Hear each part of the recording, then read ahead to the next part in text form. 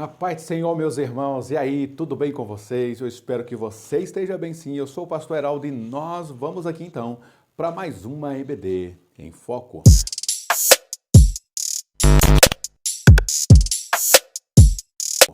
Pois bem, meus queridos irmãos e irmãs, nós estamos na lição de número 12 e hoje nós vamos falar um pouquinho sobre liderança, né? A relevância da liderança para a condução e ensinamento da igreja. Mas antes de nós adentrarmos na lição, eu gostaria de fazer um convite todo especial a você que chegou aqui a primeira vez no nosso canal e ainda não se inscreveu, está assistindo essa aula, nos ajude aí se inscrevendo nesse canal, coloca aí um curtir, um gostei, para que a gente possa, o YouTube, entregar essa mensagem para mais pessoas. Para você não custa nada, para nós vai ser um crescimento imensurável.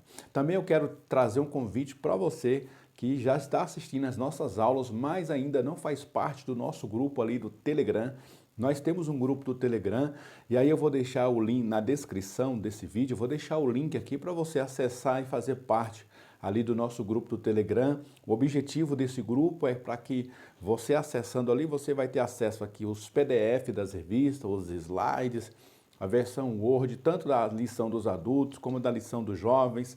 A gente ali consegue com outros grupos que a gente tem relacionamentos, a gente consegue ali o vídeo chamada da lição dos adultos e entre outras coisas, o questionário já com as respostas, são vários materiais ali, tanto eu como os demais alunos conseguem e têm a liberdade de colocar lá no grupo do Telegram, são ferramentas preciosas que a gente lá se vale para ajudar uns aos outros. Inclusive, neste grupo do Telegram, eu vou deixar aqui para essa lição um link para você acessar um site. E esse site, ele tem algumas perguntas e respostas para você entender qual é o seu chamado e a sua vocação. Nós vamos falar um pouquinho sobre liderança e é importante a gente que está trabalhando na frente saber qual é o nosso chamado, qual é a nossa vocação. Será que aquilo que eu estou fazendo faz sentido com aquilo que eu fui chamado para fazer? Ou eu estou fazendo porque o pastor me pediu? Eu estou fazendo porque não tinha ninguém para fazer e, afinal de contas, eu não podia deixar aquele espaço sem ser preenchida aquela lacuna. Será que nós temos feito isso? Eu creio que estamos fazendo muitas das vezes por causa da necessidade. Mas nem sempre, irmão, a necessidade pode falar mais alto do que a vocação e o chamado na nossa vida. Então eu vou deixar lá esse link, você entra nesse site e daí você vai pesquisando no Google mesmo, você vai encontrar vários testes vocacionais.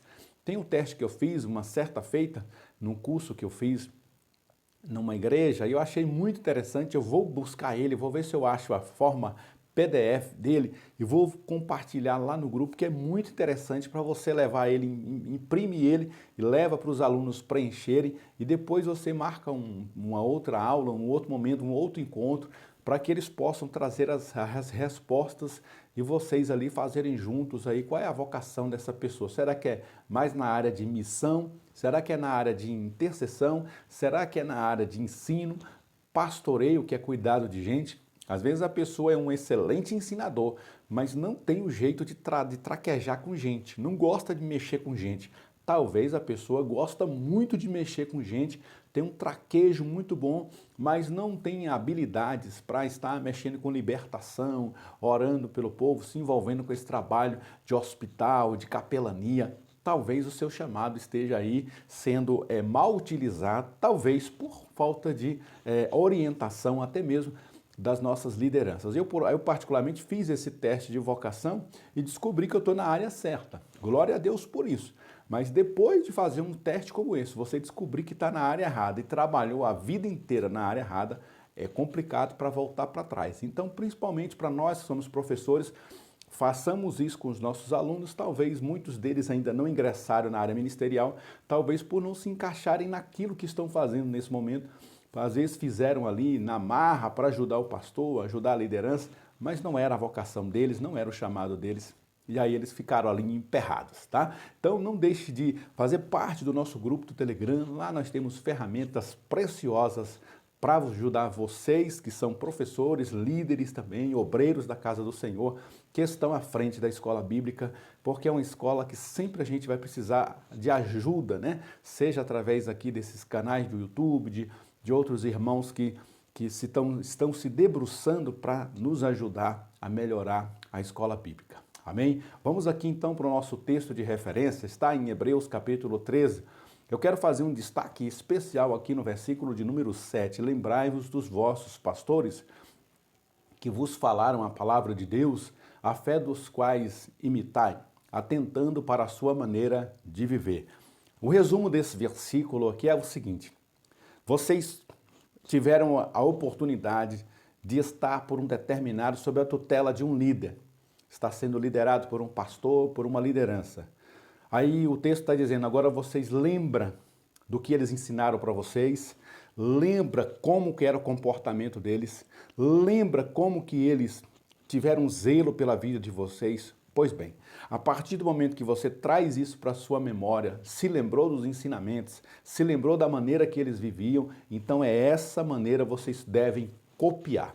Imitem a forma que eles trabalharam com vocês, imitem aquilo que eles fizeram de bom com vocês. Mas pastor, o meu líder que passou pela minha vida, que me influenciou muito, não me deixou muitos bons exemplos, mas eu tenho certeza que pelo menos um ou outro exemplo ele deixou de bom, então imitai aquilo que foi de bom. E provavelmente, como a maioria de nós passamos a nossa vida espiritual e geralmente a gente passa por vários pastores, a gente não passa só por um pastor. Eu particularmente tive o privilégio de conviver e ser pastoreado, guiado, fui assim crescendo no ministério com alguns pastores. Então tem aqueles que eu tenho um zelo maior, um cuidado maior, um carinho maior. Tem aqueles que um pouco menor, devido ao nosso contato não foi tão grande como era em relação ao outro. Mas cada um deles deixou uma porção de legado na minha vida e o texto está dizendo, olhe para aquilo que eles fizeram de bom, traz para a sua memória e a partir disso se prontifique a copiar essa maneira que vocês foram ensinados, tanto pelo exemplo como pela palavra deles. Jesus Cristo é o mesmo ontem, hoje e eternamente. Não vos deixeis levar em redor por doutrinas várias e estranhas, porque bom é que o coração se fortifique com graça, e não com manjares de que nada aproveitam ao que a eles se entregaram. E aí o texto é interessante que ele está falando assim, ó, vocês hoje não estão mais sob a tutela desses líderes, mas vocês podem se lembrar dos seus ensinamentos. Vocês podem lembrar-se da maneira que eles andaram e a partir daí vocês andam, vocês vivam. E o versículo de número 9 diz, não deixe que essas doutrinas que estão se espalhando é que dite a maneira que vocês vão andar, mas o comportamento, o exemplo e o ensinamento dos líderes que vocês estiveram. E o texto aqui é interessante, irmão, porque nós estamos falando de uma época em que uma pessoa passava por um grupo de irmãos ali, liderava eles, pastoreava eles, logo vinha a perseguição. Hebreus é um texto escrito para judeus convertidos que estavam vivendo em perseguição. Então imagina, eu tenho um pastor, um líder que está me liderando agora, e eu vivo com ele, convivo com ele aqui durante 30 dias, 50 dias, no mais tardar 6 meses. Daqui a pouco a perseguição vem, a gente se espalha, cada um vai para um lado. E aí agora, como que eu vou me comportar? Como que eu vou viver? Baseado no ensinamento e no comportamento que eu aprendi daquele pastor que passou pela nossa vida, foi muito rápido, mas ele deixou alguns ensinamentos, eu tenho que me lembrar quais foram os ensinamentos, para que a partir desses ensinamentos eu não seja envolvido pelas falsas doutrinas que estão surgindo por aí, estão surgindo no nosso cenário. Hoje nós temos, irmãos, a oportunidade de ter paz na nossa nação, de maneira que a gente convive com um pastor vários e vários anos. Às vezes, dependendo da denominação que você faz parte, aquele pastor é o que criou a denominação, foi ele que fundou o ministério, então provavelmente ele nunca vai sair de lá, porque ele que fundou. Mas, por exemplo, eu faço parte de uma denominação em que nós, pastores, somos frequentemente trocados. A gente está um certo período numa igreja, daqui a pouco a gente vai para outra, e daqui a pouco a gente está em outra e não tem tempo, às vezes, da gente se alongar tanto tempo numa igreja só. Então, cada pessoa que passou por nossa vida tem uma importância. Mas nessa época aqui, os hebreus não tinham isso. E outra coisa que eles não tinham em relação ao que nós temos hoje, nós temos as escrituras nas mãos, nós temos a palavra nas mãos. Por mais que o nosso líder ele está equivocado, está errado, está se desviando da verdade, Nós temos a palavra de Deus, que é a Bíblia, nas nossas mãos. Esses irmãos não tinham ainda os textos bíblicos nas suas mãos. Era impossível eles acessarem os textos bíblicos, até porque a maioria deles ainda estava sendo escrito, estava sendo confeccionado. Não existia o cânon bíblico, que foi só fechado anos depois. Então eles tinham que se lembrar do ensinamento, lembrar daqueles líderes, e a partir dali eles tinham que se comportar, viver, seguir a sua trajetória, e a partir disso também serem protegidos das doutrinas vãs e malignas que estavam sorrateiramente entrando ali nas igrejas, principalmente no século I. Versículo de número 17.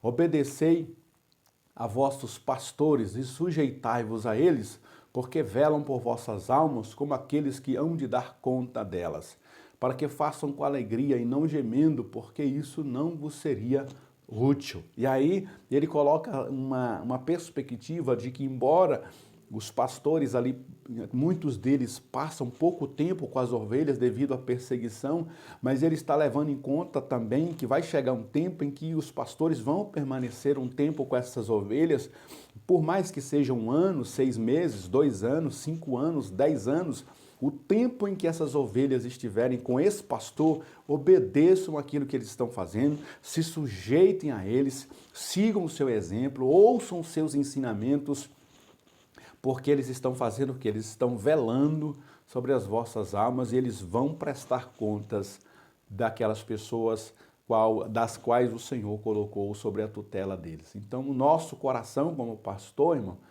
tem que ser um coração que está sempre ouvindo do Senhor para guiar as ovelhas que não são nossas, são do Senhor. E um dia o Senhor, que é o dono das ovelhas, vai chegar em nós e vai prestar contas de uma por uma. Por isso a nossa responsabilidade é muito pesada. E o texto está dizendo, para as ovelhas, para os liderados, obedeçam, porque a carga desses homens é muito pesada. Vamos aqui então para a nossa introdução. Ao abordarmos a temática da relevância da liderança na igreja, precisamos antes compreender que ela não se resume apenas a um cargo. Trata-se de uma vocação e um chamado divino. Irmão, o que tem de gente que está envolvido com igreja e está envolvido com igreja apenas porque ele está ganhando algo em troca, porque ele está sendo beneficiado, porque ele é parente do fulano, porque ele é amigo do ciclano, porque ele é filho do beltrano, e ele está envolvido com as coisas da igreja, mas não tem a menor vocação para fazer aquilo.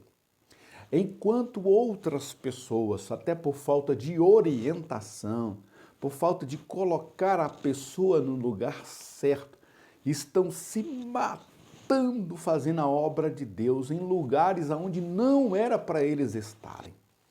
Fazendo coisas, às vezes, para tampar uma brecha, um buraco, um vácuo que foi deixado, sem que eles tenham vocação para fazer aquilo. Então nós temos 2 formas de fazer a obra de Deus errada. Fazer por partidarismo, porque a gente é amigo, é fulano de tal que está na frente, então eu vou fazer para ajudar ele. Isso está errado, a gente tem que fazer por amor e vocação. E também a gente muitas vezes faz, irmãos, sem orientação, está fazendo, está tampando uma brecha, tampando um buraco que foi deixado, uma liderança que ficou sem o espaço preenchido, você foi lá e preencheu com amor, com carinho, com zelo, mas aquilo não é a sua vocação, você não foi chamado para fazer aquilo, você está atrapalhando a obra de Deus, porque às vezes, irmãos, a gente acha que por estar tampando um buraco, fazendo algum serviço na igreja, a gente está beneficiando o reino de Deus, e muitas das vezes a gente está atrapalhando o reino de Deus. Porque aquilo que você, com a sua vocação, com o seu chamado, faria com a excelência extraordinária, você fazendo apenas para tampar uma lacuna, você não vai ter a mesma eficiência.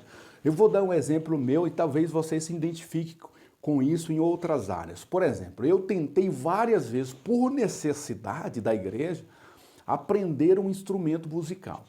Já fiz aula de violão, já fiz aula de teclado, já fiz aula de bateria, já fiz aula de contrabaixo, já tentei aprender todos os instrumentos, irmão, para tentar preencher um buraco. Tentei, comprei o violão, tentei fazer, mas mais do que ajudando, eu estava atrapalhando o reino de Deus. Por quê? Porque eu não estava me concentrando naquilo que era a minha vocação, porque eu gosto de estudar a Bíblia, eu gosto de ler livro, eu gosto de escrever, eu gosto de estar ensinando a palavra de Deus. Então eu estava deixando de lado aquilo pelo qual o Senhor me chamou para fazer, para tentar salvar a equipe de louvor, salvar os músicos da igreja, ali aprendendo algum instrumento. E por algum tempo, a gente ali no meio deles, a gente vai deixando de lado aquilo pelo qual nós fomos chamados. E rapidamente eu larguei com tudo isso, larguei para trás e fui então atrás daquilo que era a minha vocação, que é ensinar, pregar a palavra de Deus, liderar, pastorear, e aí o meu ministério deslanchou. Existem muitas pessoas decepcionadas com a igreja, irmão. Sabe por quê? Porque elas foram obrigadas a trabalhar numa área em que não era a vocação delas. Então elas não têm paciência para aquilo. Elas não têm habilidade para tratar com aquilo, elas vão se cansar muito rápido. Você pode perceber, a pessoa quando trabalha numa área que não é dela, ela em um ano quer largar o cargo. Por exemplo, eu fui colocado como superintendente da escola e eu amo essa área de ensinamento. A minha faculdade que eu fiz, a minha primeira faculdade foi letras e literatura, ou seja, eu sou habilitado para dar aula de português. Então eu gosto muito desse universo de aula, de sala de aula, de ensinar, sabe, desse trato com pessoas, com alunos na parte do ensino. Então quando eu fui colocado como superintendente na escola bíblica, pensa no negócio que ardeu no meu coração, eu fiquei emocionado, já fiquei louco para aprender mais e mais e fui atrás de livro, fui atrás de ensinamento e fui atrás de outras pessoas e fui aprendendo, até que eu passei 8 anos à frente da superintendência da escola bíblica e como se tivesse passado em apenas um ano, irmão. Tamanha era a minha alegria. Chegou um tempo que eu tive que pedir para o meu pastor, falei assim, pastor, eu quero ter uma outra experiência com outra coisa na igreja. O senhor me permite deixar esse ano a escola bíblica para mim trabalhar com outra área na igreja? Eu tive que pedir ao meu pastor para sair, porque, modéstia à parte, irmão, a excelência que nós levamos para a escola bíblica foi tão grande que se deixasse, eu estaria lá até hoje sendo superintendente da escola. Anos depois eu voltei, fiquei mais 2 anos à frente da superintendência, então eu tenho pelo menos 10 anos como superintendente de escola dominical e isso para mim é como se tivesse só durado um ano. Agora tem outras pessoas que você coloca ele ali às vezes para tampar um cargo, uma função na igreja e ele com um ano estraga tudo, estraga a fé dele, estraga a fé dos irmãos e depois larga tudo pelo meio do caminho. Porque não era a vocação dele, não era o chamado dele.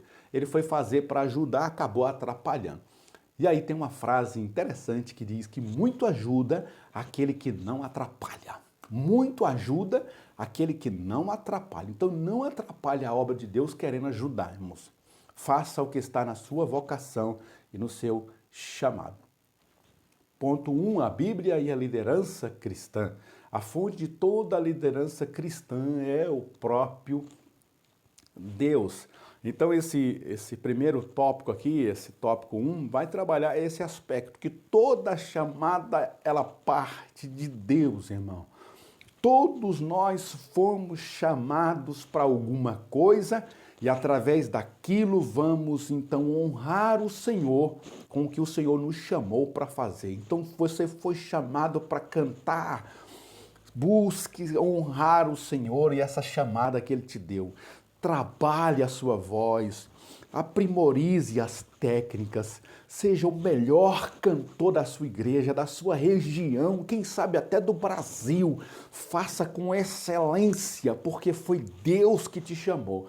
Se foi Deus que te chamou, Ele vai te dar condições para você, através desse trabalho, honrar o Senhor. Amém? E o 1.1 diz o papel do líder na igreja a exemplo de Jesus.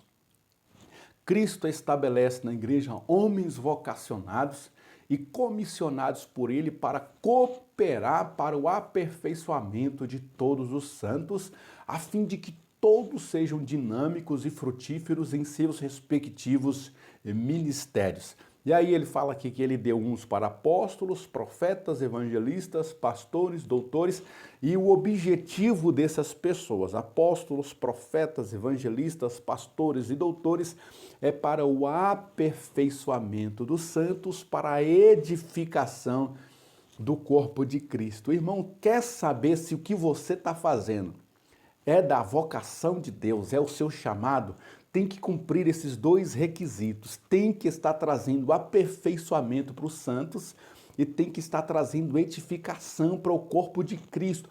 Sabe o que acontece na maioria das vezes, irmãos? Aquilo que eu estou fazendo não traz edificação nem para mim mesmo. Eu, com 1 ano, estou morrendo na fé, porque não aguento mais, não suporto mais fazer aquilo. Como que você vai edificar a vida de outras pessoas se aquilo que você está fazendo não está trazendo edificação nem para você mesmo, meu irmão? Então essa é a pegada, está trazendo aperfeiçoamento para os santos, está trazendo edificação para o corpo de Cristo, você está no caminho certo. Uma outra coisa que eu sempre gosto de dizer quando a gente fala sobre liderança é que a gente deve fazer aquilo que o nosso coração está incendiado para realizar. Então você foi chamado para fazer algo na igreja. Um exemplo. Irmão, nós vamos fazer aqui uma ornamentação na igreja. Nós vamos ornamentar, vamos limpar a igreja, vamos trabalhar algumas coisas aqui e você foi chamado e aquilo te trouxe alegria, você fez com alegria, com contentamento, você fez numa paz tão grande, cooperou manhã, tarde e noite, não se cansou, daquilo foi tão maravilhoso para você. Então pode ser que aquela área seja a área que Deus quer te usar, seja a área da sua vocação. Mas você, por exemplo, foi chamado para uma parte de evangelismo. Aí você foi para o evangelismo, entregou uns folhetos, mas você ficou meio assim, meio sem graça, e você ficou sem jeito com aquilo, e você foi ali, entregou uns folhetos, falou de Jesus para algumas pessoas, mas você não quis estar ali, foi um negócio que te deixou todo embaraçado. Muito possivelmente essa não é a sua área, irmão, de falar com pessoas, de estar trabalhando com pessoas, abraçando gente, falando de Jesus para outras pessoas. Muito possivelmente a sua área é para tratar com coisas, é para tratar com objetos, ornamentar a igreja, fazer um almoço na igreja, lidar com arranjo na igreja, deixar a igreja floreada, bonita, de maneira que quando as pessoas entram por aquelas portas, falam: meu Deus, mas que igreja linda, que igreja limpa, que igreja ornamentada, que coisa perfeita. Quem foi essa irmã? Quem foi esse irmão que trabalhou nisso? Foi a Dona Maria. Foi ela que veio aqui mais cedo, organizou tudo isso aqui que você está vendo. Que coisa maravilhosa. O nome do Senhor vai estar sendo glorificado através do seu trabalho, irmãos. Então, tudo que nós formos fazer, se trouxe alegria, trouxe paz, não trouxe cansaço, não trouxe enfado para nós, muito possivelmente aí está a sua vocação. É aí que você deve seguir essa trilha. Se te trouxe cansaço, se em 1 ano você está pedindo para sair, então peça para sair mesmo e vai caçar outra coisa para fazer. E aí, nesse teste vocacional que eu vou deixar aqui, é bom a gente fazer ele, irmão, porque a gente, se não estiver fazendo aquilo pelo qual Deus nos chamou, nós vamos cansar a nós mesmos, nós vamos cansar os outros. Daqui a pouco a gente não aguenta mais nem falar de igreja e de trabalho na igreja. 1.2, o perfil bíblico de uma liderança cristã.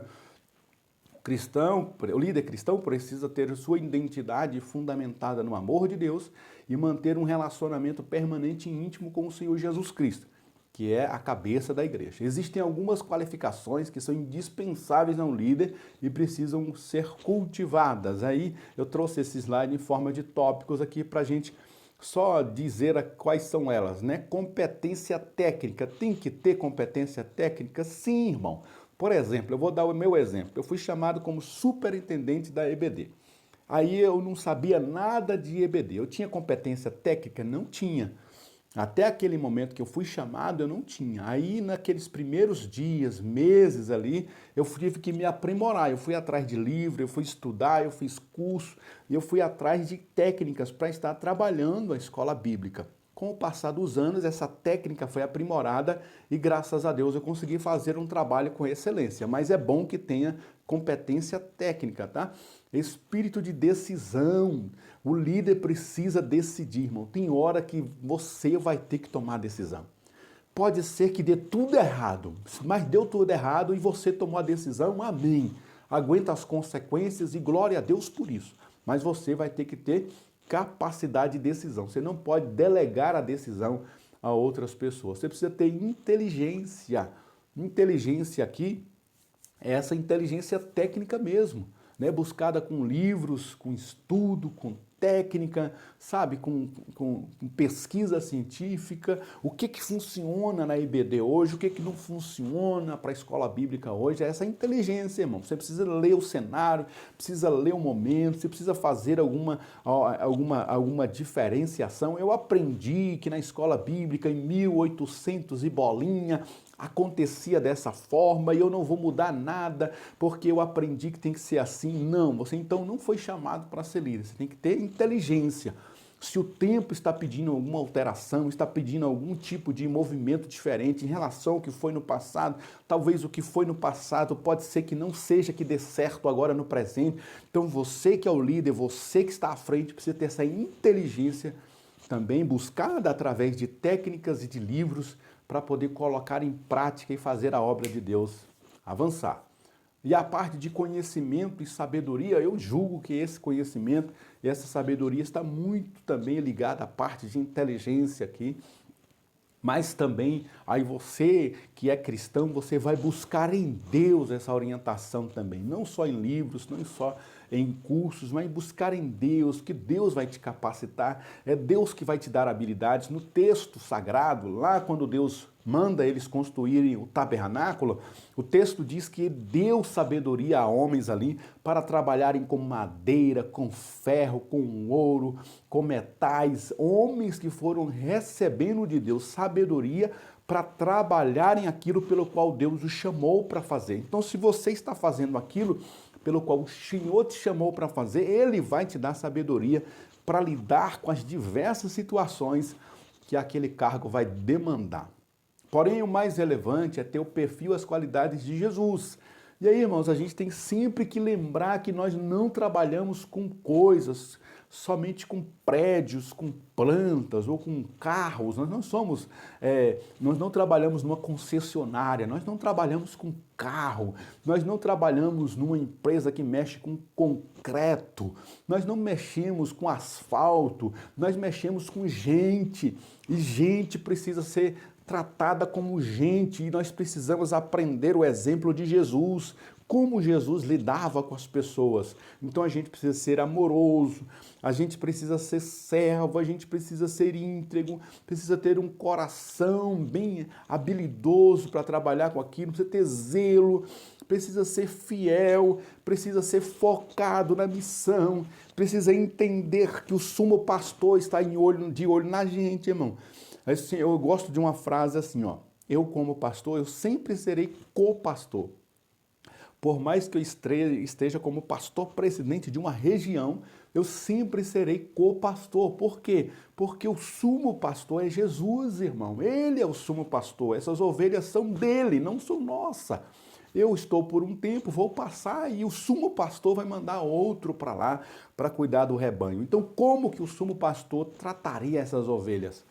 Nós precisamos observar na palavra, apegar os ensinamentos de Jesus e trabalhar com essas ovelhas para a glória do nome do Senhor. 1.3, vocação e chamado para a liderança. O chamado divino para o santo ministério é um requisito imprescindível na vida de quem deseja tal posição de tamanha responsabilidade diante de Deus e dos homens. Aí o apóstolo Paulo escreve 1 Timóteo 3, do 1 ao 7, abre aspas aqui para um versículo apenas: se alguém deseja o episcopado, ou presbitério, ou pastorado, excelente obra deseja. Contudo, precisa ter um procedimento digno e coerente com ela, dentro e fora da igreja. E é aqui que eu quero fazer o apelo para que você leve, se você puder levar o teste vocacional aí para a sua igreja, para a sua aula. Tem alguns que são com 10 perguntas, outros são com 50 perguntas. Então tente levar um questionário que seja mais enxuto possível, de 10, 20 perguntas no máximo. Eu vou ver se eu consigo achar aquilo que eu fiz há uns anos atrás, que bateu certinho com o meu chamado de pastorear e ensinar. Então eu vou deixar aqui no link da descrição, um link para você entrar no grupo do Telegram, e lá no grupo do Telegram nós vamos disponibilizar alguns modelos para você levar, mas no Google está cheio desses testes vocacionais. Pegue um, você vai imprimir ele, leva para a turma fazer ali, tá? E aí, a partir desse teste vocacional, a pessoa vai saber qual é a vocação dela, qual é a chamada dela, e ela vai ter que fazer isso com excelência para o Senhor, irmãos. Lembrando sempre que nós, como estamos fazendo para o Senhor, nós não temos desculpa, porque além desses testes vocacionais, a gente tem o Espírito Santo, a gente tem a oração, a gente tem comunhão com Deus, então a gente podia ter buscado em Deus essa direção, mas nós não buscamos, nós simplesmente fomos fazendo conforme aparecia a necessidade. E aí a gente às vezes escapou da nossa vocação, estamos tampando algum buraco, está fazendo bem feito, até às vezes está fazendo bem feito, mas na maioria das vezes a gente mais atrapalha do que ajuda, não é? E o tópico de número 2 diz o chamado vocacional dos membros da igreja. Todos nós fomos chamados à grande comissão instituída por Jesus, uma vez que ele mesmo ordenou ir por todo mundo pregar o evangelho a toda a criatura. Por certo, todos os salvos foram chamados para uma missão e vocação, ser ganhador de almas. Então, a grosso modo, todos nós temos essa chamada, essa vocação que é falar de Jesus, falar do amor de Jesus. Às vezes você não consegue falar ali com um traquejo bíblico, destrinchando a Bíblia para alguém, mas você sabe decorar um versículo, então decore João 3,16, porque Deus amou o mundo de tal maneira, e aí você decora nesse versículo, decore uma música, às vezes numa música, há um refrão de uma música que tem uma palavra de evangelismo, você cita aquele verso, aquela estrofe para aquela pessoa, chama aquela pessoa para vir para a igreja, ore por ela, você pode fazer isso, é o mínimo que nós podemos fazer por uma pessoa, é citar um versículo para ela, convidar ela para vir para a igreja, orar por ela, é o mínimo que todos os crentes podem fazer. Mas dentro dessa vocação que fomos chamados para fazer, tem gente que vai contribuir mais com esse ID, irmão, não ele está lá na ponta, ou ir lá na África, ou ir lá na Amazônia, ou está lá fazendo. Às vezes o trabalho dele nos bastidores, intercedendo, vai fazer com que os missionários que estão lá, que têm vocação para ir, vão mais longe. Às vezes a pessoa não está lá no Nordeste levando a palavra, levando alimento, levando coisas ali para sustentar outras pessoas, mas ele está aqui contribuindo. Ele é um grande empresário, ele é um mega empresário, ele consegue fazer dinheiro fácil, porque ele tem inteligência financeira, então ele está ali, ó, movimentando os missionários, mantendo os missionários, mandando ofertas para os missionários. Imagina uma pessoa, irmão, que tem uma capacidade administrativa tremenda, mas não tem traquejo com gente, não tem jeito de mexer com gente. Aí ele larga tudo para ir fazer a obra missionária. Você vai estar atrapalhando, irmão. Você vai estar atrapalhando. Deus te chamou para traquejar ali, para você ser um empreendedor, um empresário. Você coloca a mão na coisa, a coisa flui, multiplica. Então pegue essa sua habilidade, faça muito dinheiro e através dos seus recursos, Deus vai enviar mais longe aqueles que foram chamados para a obra específica de missões. Nesse teste vocacional, por exemplo, existem algumas perguntas que são respondidas assim. Você pegaria alguém que passou ali pela sua rua e colocaria dentro da sua casa? Para você, às vezes, irmão, ou para mim, às vezes essa pergunta não faz o menor sentido. Como que eu vou pegar alguém que está passando na rua e vou trazer para dentro da minha casa para acolher, para dar um banho nessa pessoa, para tratar essa pessoa? Mas, irmão, se você foi chamado para ser um missionário, para ser um pregador aí evangelístico da rua, se a sua missão é evangelística de rua, de gente, de pessoa, pode ter certeza que você responderia: eu pegaria na hora esse cara, traria para dentro da minha casa, dava um banho nele, dava um jeito nele, levava ele para a igreja, arrumava ele todinho, transformaria ele num filho de Deus e cuidaria dele até ele ter chance de ter uma vida normal. Você faria isso. Mas talvez aqueles que não foram chamados para isso, não, jamais. Jamais, cada um com seus problemas, né? Cada um com seus BO, eles que se resolvam para lá. Quero nem saber disso, não. Eu quero é só saber de fazer a obra de Deus. Então, para muita gente, fazer a obra de Deus não é acolher o mendigo em casa, não é ir ali na casa de recuperação, não é ir no hospital. Para eles, isso não é obra de Deus. Por quê? Porque não foi chamado para fazer isso. Mas tem gente, irmão, que não consegue ouvir falar da palavra hospital, ele já quer estar lá. Já quer estar junto, quer ir para o hospital, quer fazer uma visita, quer orar por enfermo. Ele gosta de fazer campanha de propósito, vai no monte, apresenta as pessoas, unge as pessoas e as pessoas são curadas por aquilo que ele faz. Que maravilha, irmão. Que bênção, né? Todos nós fomos chamados, a grosso modo, pregar o evangelho. 2.1, o chamado específico. A despeito do chamado evangelístico, comum a todos que aceitam a Cristo como Senhor e Salvador, há também aqueles chamados específicos na Bíblia, encontramos chamado específico para alguns homens.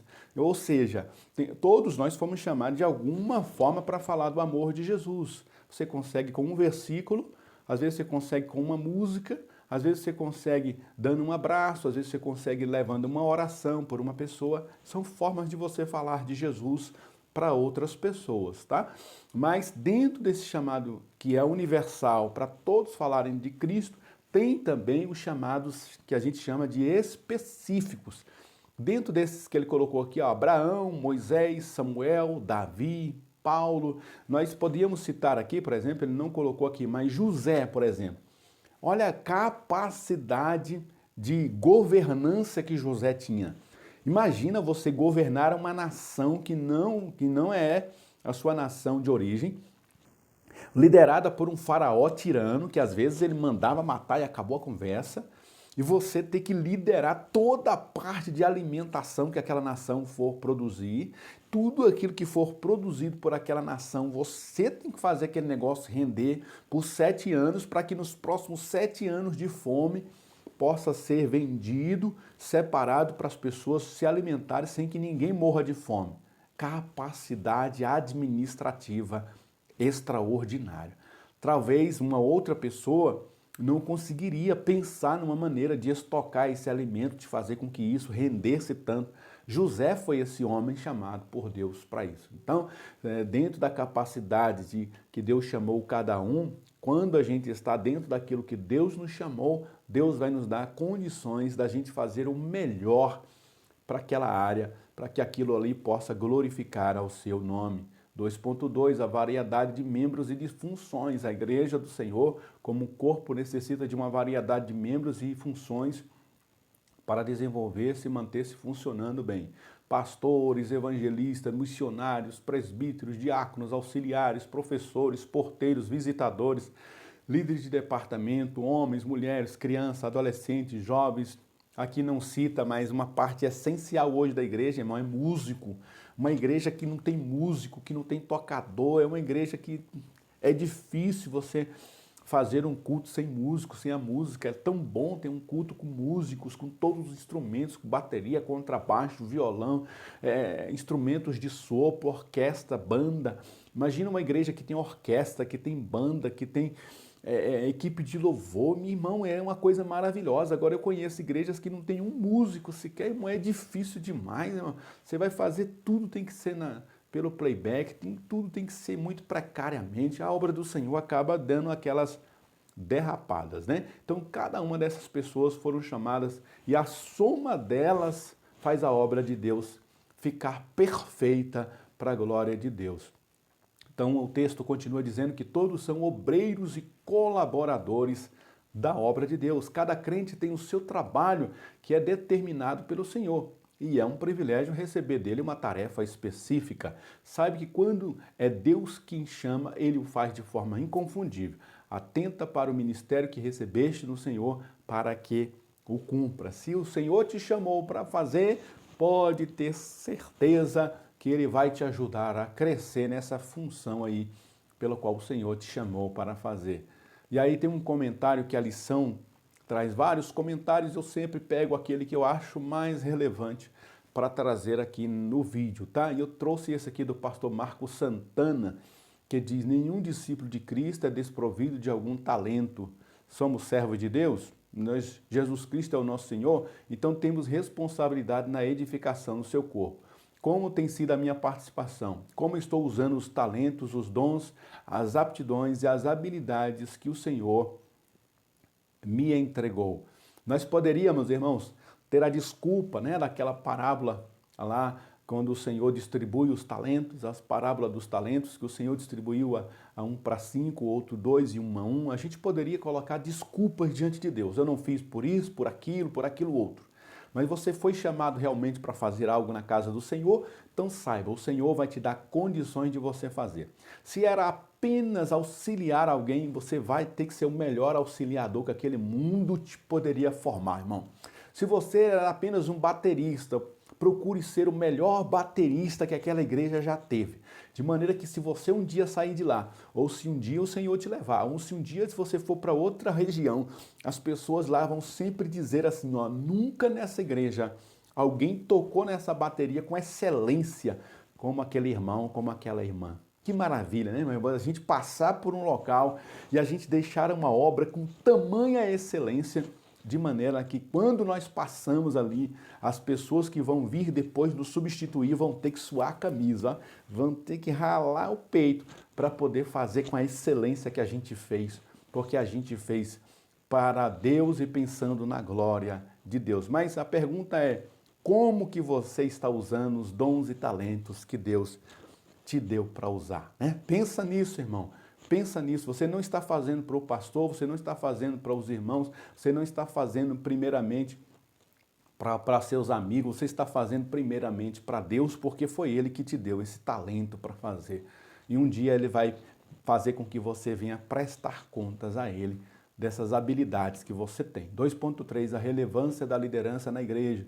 Com o propósito de que a salvação continuasse a ser anunciada, Cristo escolheu 12 homens e os capacitou a dar sequência à missão por ele iniciada. No mesmo modo, a igreja na atualidade precisa de líderes capazes de conduzi-la nessa missão. Deus continua a escolher e chamar homens capacitando-os para a sua obra. Então a obra de Deus parou na igreja primitiva? Não parou. Então a gente precisa continuar orando, o Espírito Santo vai continuar capacitando, Deus continuará levantando e enviando novos líderes, porque a obra de Deus não para. Glória a Deus. Tópico de número 3, deveres dos líderes e reconhecimento da igreja.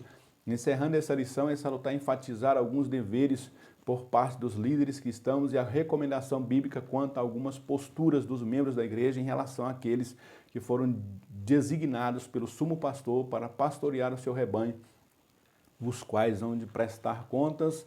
E a primeira coisa que o texto nos traz é reconhecimento ao trabalho, né? O apóstolo Paulo orienta os discípulos de Cristo em Tessalônica sobre a necessidade de reconhecer.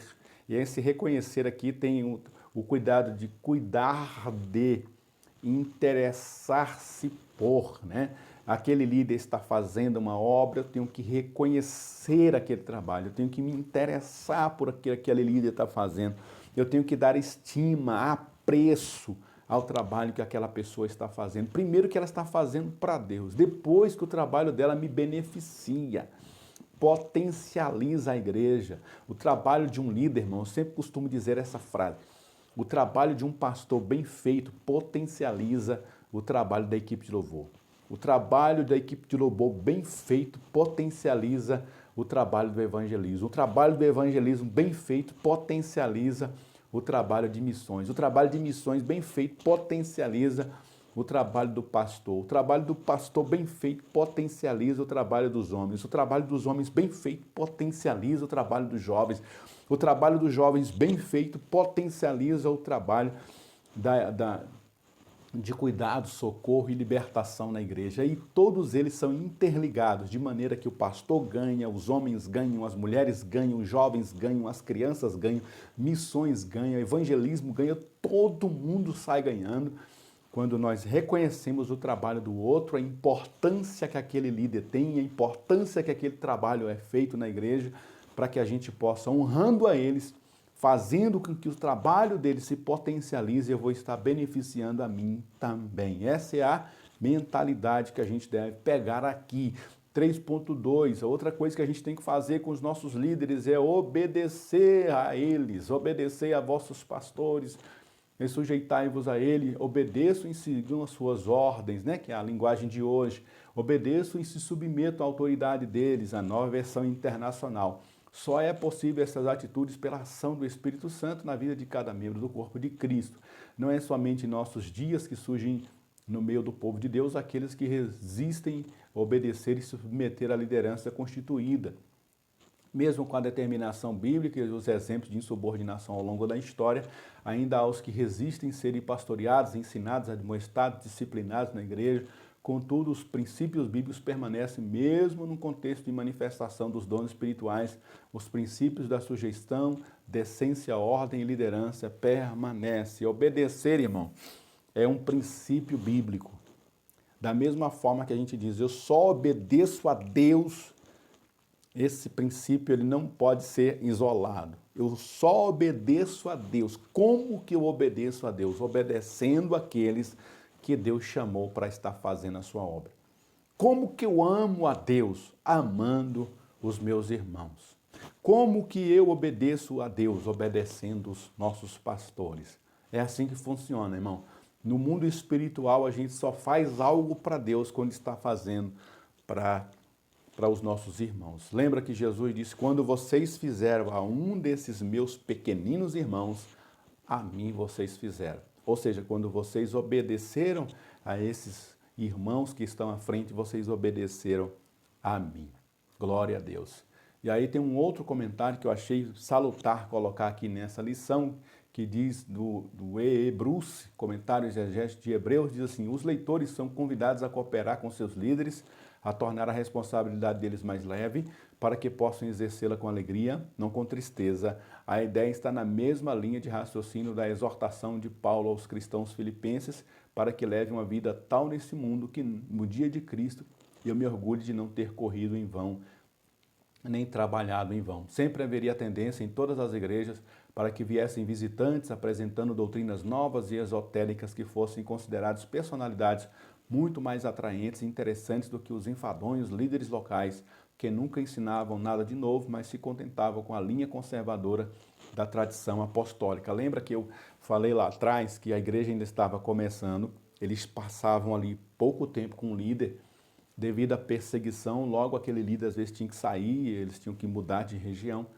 E por causa disso aí vinha outros líderes ou outros aventureiros ali naquela região, começava a disseminar doutrinas novas. Então a tendência era eles abraçarem as doutrinas novas e logo se esquecerem dos seus líderes anteriores. E a gente não pode ter essa memória que é deletável tão fácil, irmão. A gente precisa lembrar do que a gente foi ensinado, da maneira que os nossos pastores nos ensinaram e seguir o exemplo deles. Porque a gente sempre vai ser envolvido por vários tipos de doutrinas que aparentemente parecem mais agradáveis, parece fazer mais sentido, mas nem tudo aquilo que faz sentido é bíblico, tá? Então a gente precisa olhar para a Bíblia, ver se está na Bíblia. Se não está na Bíblia, irmão, por mais que dê resultado, descarte isso. A gente não trabalha com resultado, a gente trabalha com princípios bíblicos. Lembre-se sempre disso. Às vezes o negócio está bombando, mas não é porque está bombando que Deus está naquilo, irmão. Embora a vontade de Deus é salvar todos os homens, mas Ele não vai salvar todos os homens de qualquer jeito. Porque senão Ele podia simplesmente falar assim, ó, tá bom, a partir de hoje todo mundo está salvo, independente do que vocês façam aí, no dia do juízo eu vou salvar vocês tudo, porque todos vocês estão salvos por uma determinação minha. Deus não trabalha assim. Deus trabalha com ordem, com princípios, com decência, com qualificações, com homens falhos. Sim, Deus vai trabalhar com esses homens, vai colocar eles à frente de uma obra e nós vamos ter que obedecer eles. Daqui a pouco a gente vai estar à frente da obra, a gente vai querer que mais pessoas nos obedeçam e esse princípio vai ser até Jesus voltar. E assim o nome do Senhor é glorificado.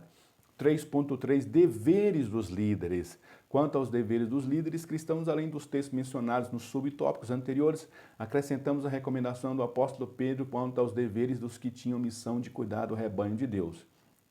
É crucial que cada membro do corpo de Cristo, envolvido na obra de Deus em uma igreja local e ingresse no ministério ou almeje ou esteja se preparando. Esteja bem consciente do que a Bíblia revela sobre as responsabilidades. Trabalhar para o bem-estar da igreja, ensinar, aconselhar, advertir, vigiar quanto aos perigos para o rebanho do Senhor, ser exemplo para o rebanho, dentre outros procure cumprir bem a tarefa que você recebeu no serviço do Senhor, né? Sempre é uma honra trabalhar para o Senhor, mas nunca percamos de vista que Ele não quer qualquer pessoa ou de qualquer forma à frente da sua obra. Ele exige algumas qualificações, Ele deu alguns itens ali para o apóstolo Paulo passou a Timóteo, e esses servem de base para nós. Então, textos bíblicos estão recheados de princípios que devem ser norteadores da liderança. A gente não faz baseado naquilo que a gente leu sobre o best-seller do último livro lançado sobre liderança. A gente pega alguma coisa aqui, alguma coisa acolá, mas os princípios da palavra de Deus são suficientes para a gente ser líder e líder que glorifique ao nome do Senhor. Concluindo aqui a palavra, no legítimo chamado divino, nunca deve ser entendido como um ato de vontade humana. Devemos reconhecer que, assim como Cristo escolheu 12 homens para dar continuidade à missão de evangelizar o mundo, hoje levanta líderes capazes de conduzir a igreja nessa mesma lição e até nessa mesma missão. E até Jesus voltar, irmãos, nós vamos ser assim, tá? Deus vai levantar pessoas que vão fazer a obra por um tempo, aí essa pessoa passa, Deus levanta outra que faz por mais um tempo e assim até o Senhor voltar. Já são praticamente 2000 anos desde a assunção do nosso Senhor e Salvador Jesus Cristo. Ele está às portas e até Ele voltar para nos resgatar de uma vez por todas, vamos trabalhar para meu Senhor, como diz a canção da nossa harpa cristã. Para você, então, que é novo no canal aqui, não se inscreveu, não se esqueça de se inscrever aí, deixar o seu gostei para o YouTube entregar essa palavra para mais aí pessoas que estão buscando alguma coisa para a escola bíblica, e também não deixe aí de seguir o nosso grupo do Telegram, no link aqui na descrição do vídeo eu vou deixar o link para você ir lá e fazer parte do nosso grupo do Telegram, e lá a gente tem abençoado, irmãos, e a gente é abençoado, mas como os irmãos ali se ajudam, é um grupo em que não é só eu que coloco lá as coisas, os irmãos sempre estão postando coisa lá, a gente deixa livre para os irmãos postarem subsídios e ajuda para que as pessoas possam continuar ali sendo abençoadas. Amém? Que Deus te abençoe, meu querido irmão e irmã, e até a próxima EBD em Foco, se Deus assim nos permitir. Amém.